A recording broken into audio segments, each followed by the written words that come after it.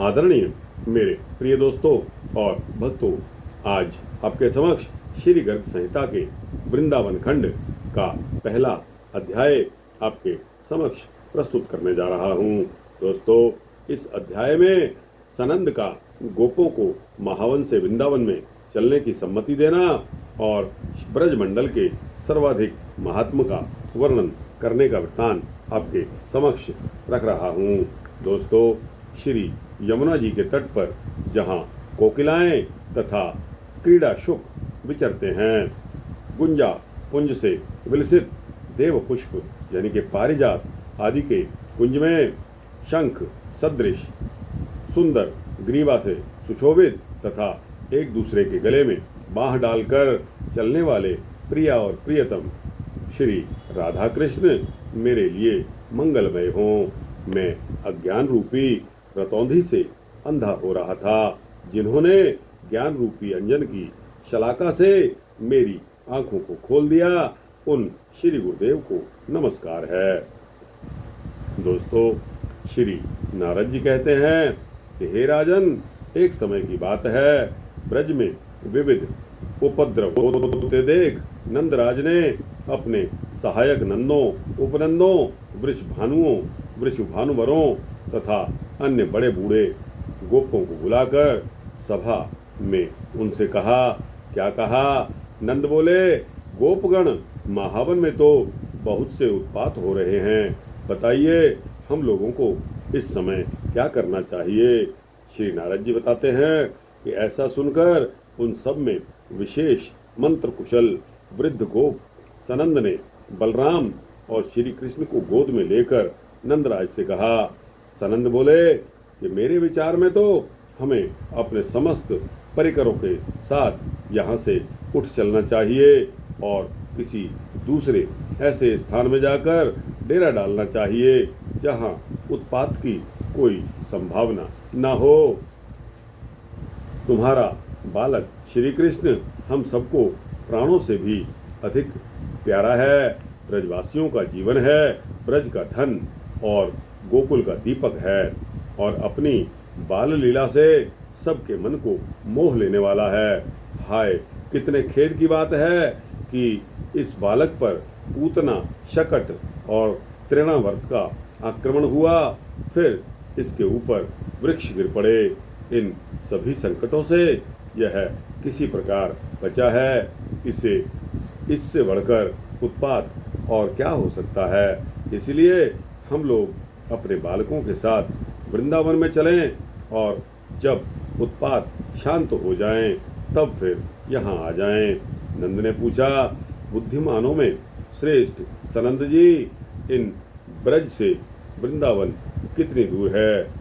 वह वन कितने कोसों में फैला हुआ है? उसका लक्षण क्या है? और वहाँ कौन सा सुख दुर्लभ है, कौन सा सुख सुलभ है? आप हमें बताइए। इस पर सनंद जी बोले कि बहिर्षद से ईशान कोण, यदुपुर से दक्षिण और शोणपुर से पश्चिम की भूमि को माथुर मंडल कहते हैं। मथुरा मंडल के भीतर 20.5 योजन विस्तृत भूभाग को मनीषी पुरुषों ने दिव्य माथुर मंडल या ब्रज बताया है। एक बार मैं मथुरापुरी में वसुदेव जी के घर ठहरा। वहीं श्री गर्गाचार्य जी के मुख से मैंने सुना था कि तीर्थराज प्रयाग ने भी इस दिव्य मथुरा मंडल की पूजा की है।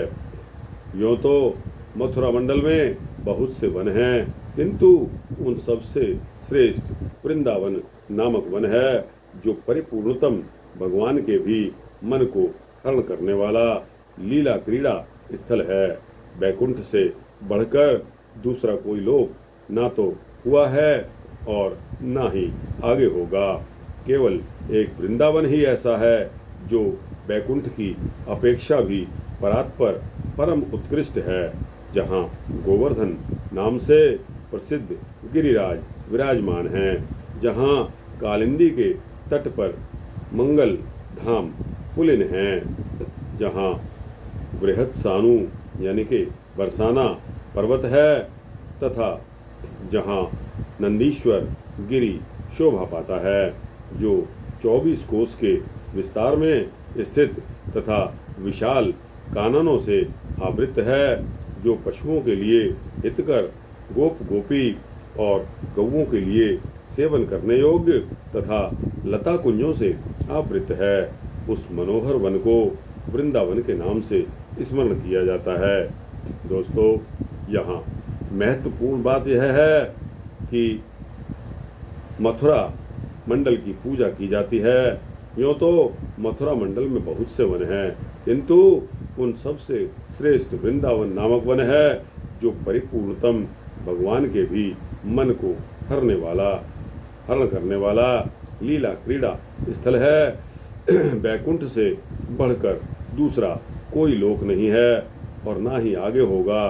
केवल एक वृंदावन ही ऐसा है जो बैकुंठ की अपेक्षा भी परात्पर परम उत्कृष्ट है, जहाँ गोवर्धन नाम से प्रसिद्ध गिरिराज विराजमान हैं। तो दोस्तों, आपको वृंदावन और गोवर्धन की महत्ता का पता चल गया होगा। आगे चलते हैं। नंद जी ने पूछ लिया कि सनंद जी, तीर्थराज प्रयाग ने कब इस ब्रज की पूजा की है? मैं यह जानता हूँ। इसे सुनने के लिए मेरे मन में बड़ा ही कौतूहल मचा हुआ है, बड़ी उत्कंठा है। तब सनंद जी बोले कि नंदराज, पूर्व काल में नैमित्तिक प्रलय के अवसर पर एक महान दैत्य प्रकट हुआ, जो शंखासुर के नाम से प्रसिद्ध हुआ। वह वेदद्रोही दैत्यराज समस्त देवताओं को जीतकर ब्रह्मलोक में गया और वहां सोते हुए ब्रह्मा के पास से वेदों की पोथी चुराकर समुद्र में जा छुपा। उन वेदों के जाते ही देवताओं का सारा बल चला गया। तब पूर्ण भगवान यज्ञेश्वर श्री हरि ने मत्स्य रूप धारण करके नैमित्तिक प्रलय के सागर में उस शंखासुर के साथ युद्ध किया। महाबली दैत्य शंख ने श्री हरि के ऊपर शूल चला दिया, किंतु साक्षात श्री हरि ने अपने चक्र से उस शूल के सैकड़ों टुकड़े कर दिए। तब शंख ने अपने सिर से भगवान विष्णु के वक्षस्थल में प्रहार किया, किंतु उसके उस प्रहार से परात्पर श्री हरि विचलित नहीं हुए।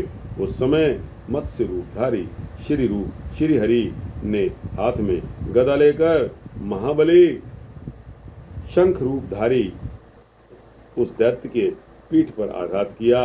गदा के प्रहार से वह इतना पीड़ित हुआ कि उसका चित्त कुछ व्याकुल हो गया, किंतु पुनः उठकर उसने सर्वेश्वर श्री हरि को मुक्के से प्रहार किया, मुक्के से मारा। तब कमलनयन साक्षात भगवान विष्णु ने कुपित होकर अपने चक्र से उसके सुदृढ़ मस्तक को सींग सहित काट डाला।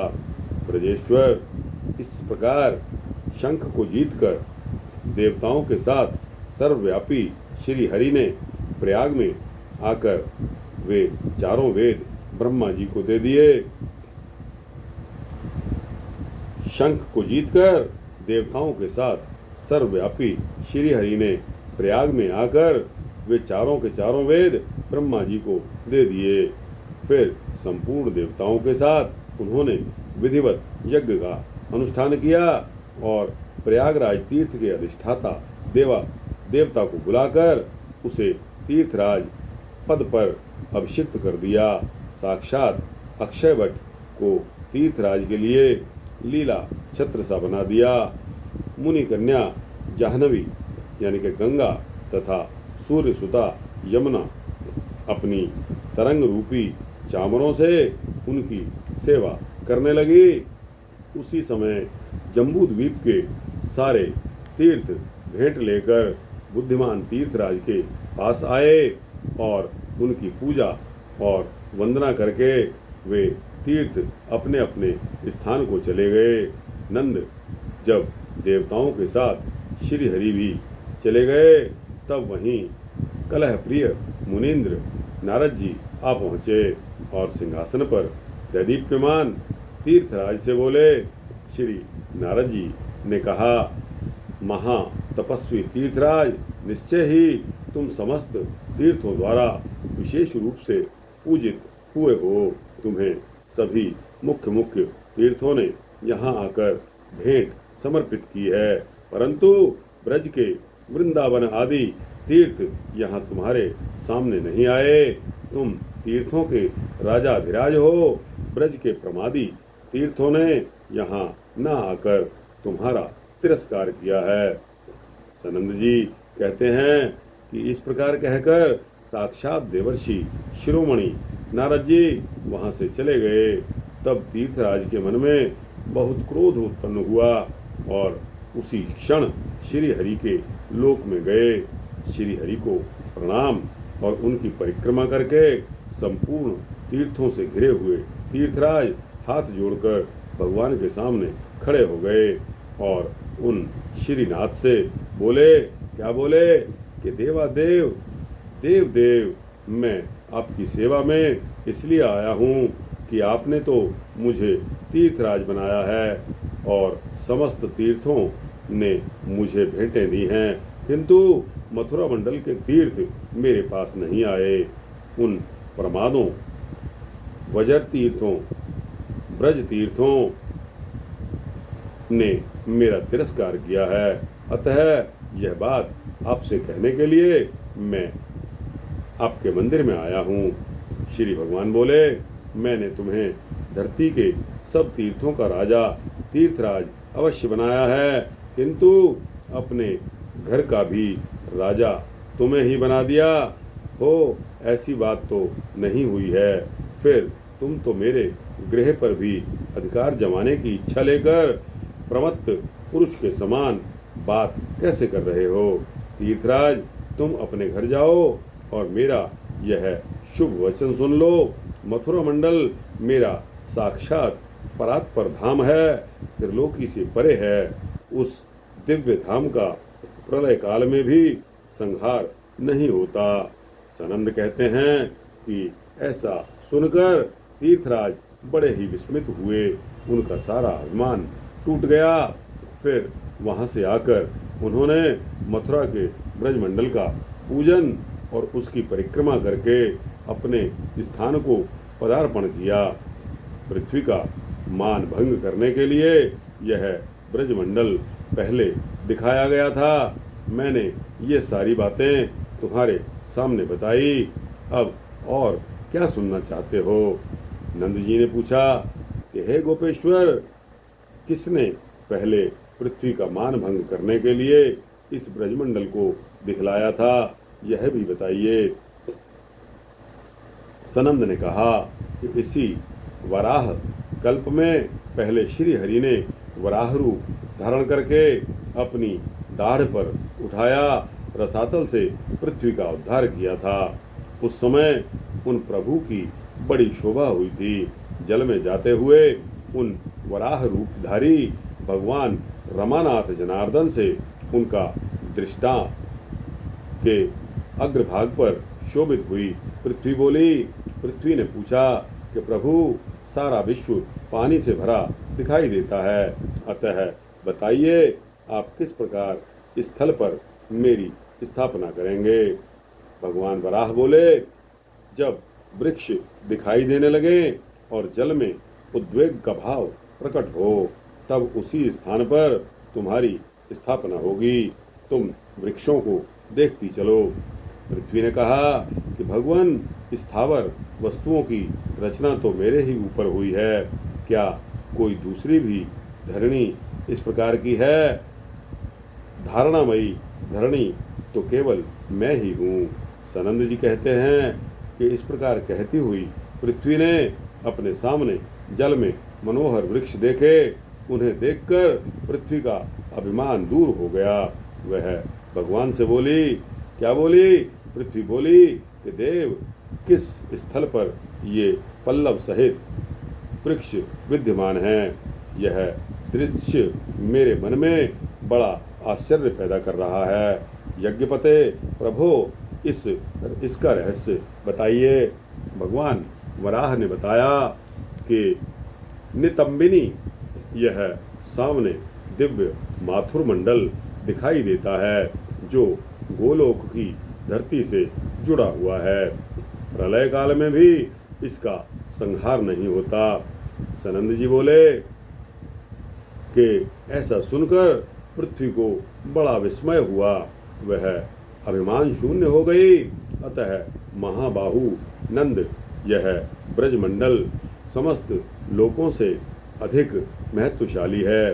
ब्रज का यह महात्म्य सुनकर मनुष्य जीवन मुक्त हो जाता है। तुम माथुर ब्रजमंडल को तीर्थराज प्रयाग से भी उत्कृष्ट समझो।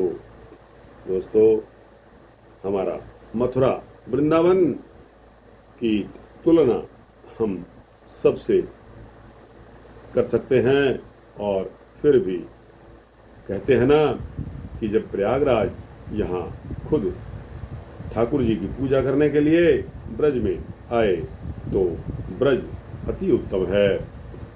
इस प्रकार श्री गर्ग संहिता में श्री वृंदावन खंड के अंतर्गत नंद सनंद संवाद में वृंदावन में आगमन के उद्योग का वर्णन नामक पहला अध्याय यहाँ संपूर्ण होता है।